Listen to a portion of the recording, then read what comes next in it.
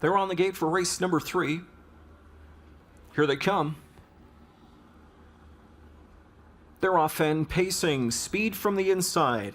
As Silver Hill Shadow leaves out, chased out of there, Victor Byam thought of leaving, now tucks back. Outside comes Melmerby Beach, who's on the march early from Actonel. Melmerby Beach grabs the racetrack. Into the pocket spot is Silver Hill Shadow from second. The rail third belongs to Karachi Hanover. Off the speed is Victor Byam from in fourth, and cross down to the pylons from in fifth. As they go into the first turn is Western Vintage. Then back into sixth is Speckled Door. 7 to the outside off the quarter in 27 and 1 and laid parked out there from in seventh was Dancin' Hill. Then it's back inside to find Jet Airway. Second from last is Bugger Bruiser trailing. Played against Sam. The opening quarter was 27 and 1. And here from the backfield on the march comes Western Vintage as Miller starts up the motor on Western Vintage in the second quarter and drills him to the front. Back to second goes Melmerby Beach as he's in release mode as they go up to the midway point. Half-mile speed of 54 and 4. They race to the final turn and Western Vintage on top here by a pair of lengths. Melmerby Beach races into the final turn with that drop knee boot there for Actonel in the 2-hole. Third towards the inside is Silver Hill Shadow, then Karachi Hanover fourth.